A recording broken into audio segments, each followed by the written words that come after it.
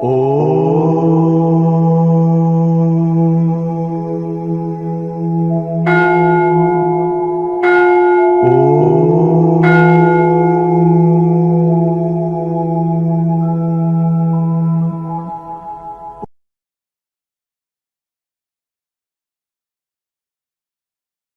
ఉండే అని ఉంటాయి కదా, ఇవన్నీ ఈజీగా వెళ్ళిపోతాయి.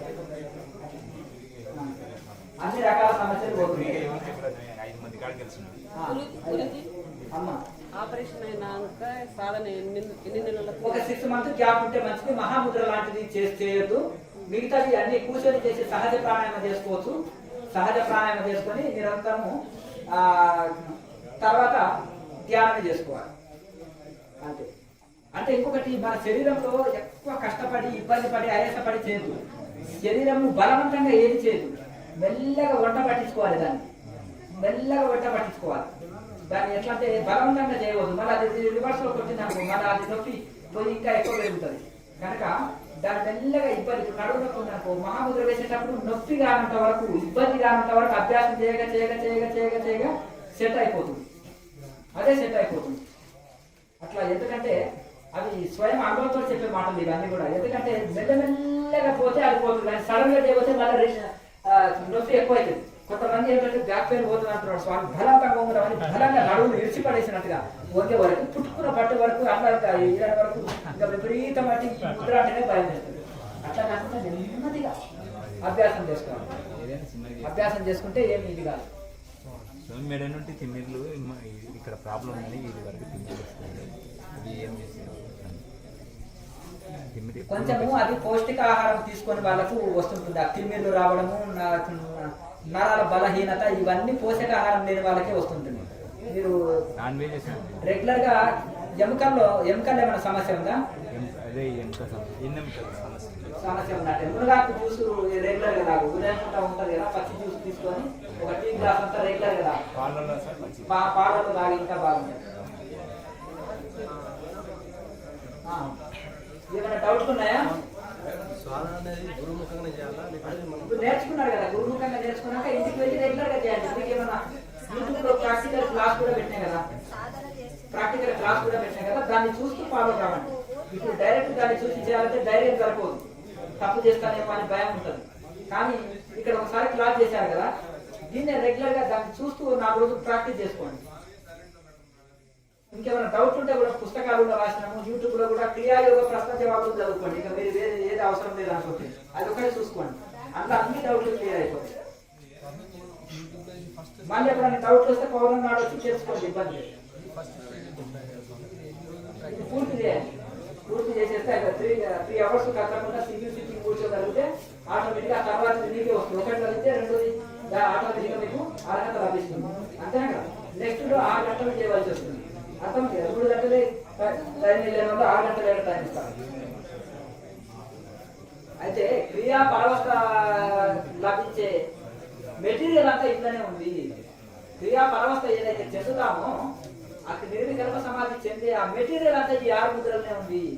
ఇంకేముందు అని భ్రమపడవలసిన అవసరం లేదు. టాబ్లెట్ ఇంతే ఉంటుంది, పెద్ద రోగాన్ని న్యాయం చేస్తుంది. టాబ్లెట్ ఎక్కువ ఇంతలా టాబ్లెట్ వాడతారా కాదా? అమృతం ఎంత కావాలి? ఒక జాబు తాగు మరి. అర్థమైంది కదా, అమృతం అయిపోవడానికి. ఇది కూడా అంతే చూడండి. దాన్ని రెగ్యులర్ గా ఇది ప్రాక్టీస్ చేస్తుండండి. చెప్పండి. దీ అంటే ఇవ్వడం. స్వామి ఇచ్చాడు, మీరు తీసుకున్నారు కదా, దాన్ని దీక్ష అంటారు. అర్థమైంది కదా.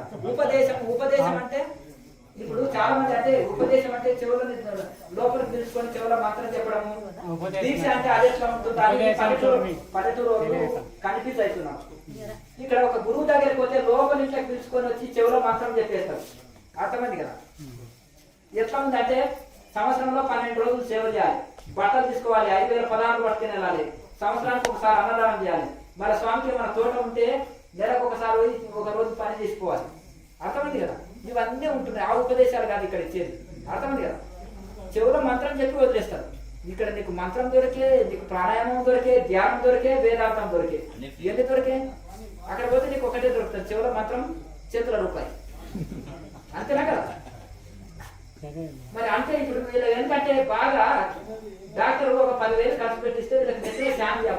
చూపించాలా ఏది దీక్ష అంతేనా కదా అవునా ఈ దీక్షనే ఇప్పుడు తీసుకున్నా వీళ్ళకి చేత ఒక 10,000 ఖర్చు పెట్టియాలి అప్పుడు వాళ్ళకి శాంతి జరుగుతుంది. ఇప్పుడు శాంతులు అంటే పూజారులు కూడా ఎట్లా తయారైందంటే శాంతులు లేకున్నా కానీ పిల్లవాడు మంచి నక్షత్రంలో పుట్టినా కానీ లేదంటే ఆ నక్షత్రాల్లో సరిగా ఇది లేదు, నక్షత్రం మంచిగా ఉంది కానీ మళ్ళీ నవగ్రహాలు సమస్థితిలో లేవు ఇదంతా. ఇప్పుడు ఇది పరిస్థితి ఉంటుంది. ఆ వచ్చిన వాడికి 1,00,000 రూపాయలనే శాంతి పెట్టాలి, పెడితే వాడికి శాంతి. మామూలు పేదవాడికి 10,000 మినిమం, అది శాంతి అయిపోతుంది. డబ్బు ఖర్చు పెట్టి అని వీళ్ళకి శాంతి జరగనే జరగదు. చెప్పే ప్రతి మాట దీక్షనే, అర్థమైంది కదా. ఇప్పుడు ఇక్కడ అనుసరించేది మీ దీక్ష. ఓం నమో భగవతే వాసుదేవాయ అనేది ఒక మంత్రమే కదా. జపం జపం చేసుకున్న తర్వాత యోగం ఉంది కదా, ప్రాణాయామాలు నడిపి అందులో అది. ఇంకా కొంతమంది తత్వాల్లో పూర్వకాలంలో పెద్దలు ఎందరో రాశారు, అర్థమైంది కదా. ఆ యొక్క నీ యొక్క శ్వాస క్రియ లోపలనే ధ్యాస చేయాలి ఆ మంత్రాన్ని, అది అర్థమైంది కదా.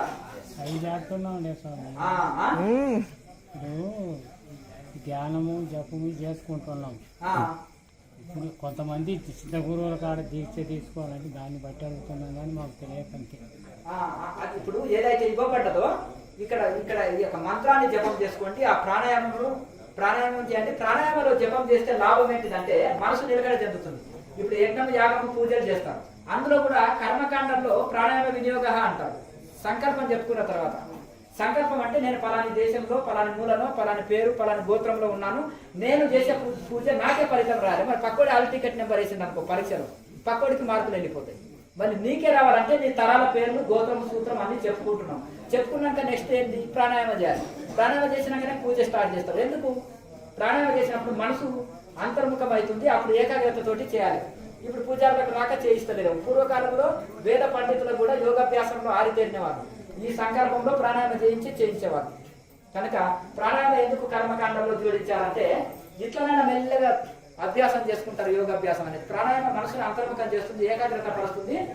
అప్పుడు మనసు భగవంతుడిలో నిలిపి పూజ కానీ హోమం కానీ సంధ్యావందనం కానీ ఏదైనా చక్కగా చేస్తాం, చక్కటి ఫలితం పొందుతాం.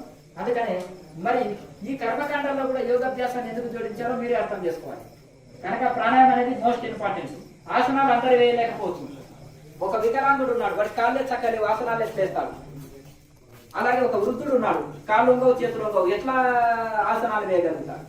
ఆసనాలు కొంచెం ఆరోగ్యం నుండి శరీరము సహకరించిన వాళ్ళే చేయగలుగుతారు. అదే ప్రాణాయామం ఉంది, 2 కాళ్ళు లేవు, కుర్చీలో కూర్చున్నాడు, కూర్చొని ప్రాణాయామం చేయి, గంటల తరబడి 2, 3, 4 గంటలు చేయి, అద్భుతంగా నీ కుర్చీ నుంచి శరీరమే లేవచ్చు పైకి.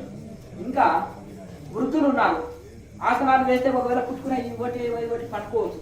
ప్రాణాయామం ఏమొచ్చింది, చక్కగా కూర్చొని చేయండి. అందులో ఉష్ణం పెరగకుండా కేచర్లో ఉండి చేస్తావు. ఆ ప్రాణాయామం చేయగా పట్టు సాధిస్తావు. అద్భుతమైన ఆసనాలు వేసే వాళ్ళు ఏ ఫలితం పొందుతున్నావో నీవు ప్రాణాయామం చేసేటోళ్ళు అంతకంటే డబల్ ఫలితం నీవు పొందుతావు.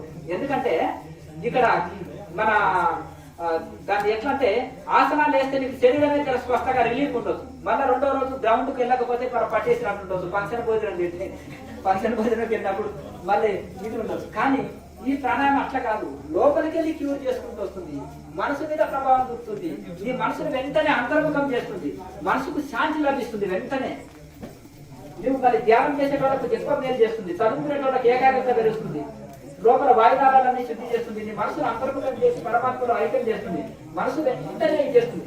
మీరు పల్లెటూరులో పూర్వకాలంలో పెద్ద పెద్ద గురువులు ఉండేది, ఏ తత్వాన్ని నా దగ్గరికి తీసుకురండి, నేను అన్న యోగాభ్యాసాన్ని చూపిస్తాను, ప్రాణాయామాభ్యాసాన్ని చూపిస్తాను. ప్రతి యోగి వెంపరాన్ని చూపండి, సూర్యపురం భజన కీర్తనలు తీసుకురండి, వేపు రణదాసు కీర్తనలు తీసుకురండి, అలాగే ఆమోదీ తత్వాలు తీసుకురండి, అలాగే నాగమచంద్రం తీసుకురండి, అలాగే బ్రహ్మగారి తత్వాలు తీసుకురండి. మీరు ఎవరి 190 గురువుల ఈ తత్వాలు తీసుకురండి, కొన్ని భజనలు తీసుకురండి, అట్లా నేను యోగాభ్యాసాన్ని చూపిస్తాను. అంటే వాళ్ళు మరుగు పెట్టి రాశారు, సామాన్యులు అర్థం చేసుకోకుండా ఉన్నారు. ఉపనిషత్తుల్లో చూడండి, 20 ఉపనిషత్తులు, 108 ఉపనిషత్తులు, 20 ఉపనిషత్తులు యోగం గురించి చెప్తున్నాయి. ఆ 20 ఉపనిషత్తుల గురించి యూట్యూబ్ లో మరి నేను రెగ్యులర్ గా దాన్ని చెప్తాను. మక్కలు చెప్పడానికి చెప్తాను. ఇప్పుడు మతం చేసుకున్న వాళ్ళకి వస్తున్నాయి, వ్యాఖ్యానం జరుగుతారండి, భగవద్గీత మతం చేస్తున్నారు. ఆ వాటి కూడా గురించి చెప్తా. 20 ఉపనిషత్తుల గురించి కూడా ఏ ముద్రలు ఎట్లా చెప్పినాయి. శంకరాచార్యుల వారు ఆ ఉపనిషత్తులకు వెళ్ళి యోగ తారావళి రాశారు. ఆయన ఏమంటున్నారంటే శుద్ధ వేదాంతం లేకపోతే భక్తి మార్గంలో రాశాడు కదా, కొన్ని భజ గోవిందము, శివానందుల హరి ఇవన్నీ చూస్తే భక్తి మార్గం అని ఆయన శుద్ధ వేదాంతం అంటున్నారు. ఎంత యోగీశ్వరుడు అనేది ఆ యోగ తారావళి చదివితే తెలుస్తుంది. అంటే ఆయనలో అన్ని ఉన్నాయి, అన్ని కలిస్తేనే శంకరాచార్యులు. అట్లా ఉపనిషత్తులు మనము అర్థం కాదు కదా సామాన్యుడికి అర్థం కానికనే భక్తి మార్గము, యోగ మార్గము, అద్వైత మార్గము, వేదాంత మార్గాన్ని ఆయన సరళంగా 20-30 శ్లోకాల్లో ముగిస్తాడనమాట. ఏదైనా ఏ చిన్న పుస్తకాలు అన్ని, ఏ పుస్తకం రాసినా 20-30 శ్లోకాలనే ముగిస్తారు. ఆ సిద్ధాంతాన్ని అందరికి అర్థం కావడానికి. కనుక పతంజలి మహర్షి మనకు సూత్రప్రాయంగా రాసి అందించారు అష్టాంగ యోగం. అష్టాంగ యోగంలో 2వ పాదంలో చెప్పితే క్రియాయోగం, సమాధి పాదం చెప్పిన తర్వాత సాధన పాదంలో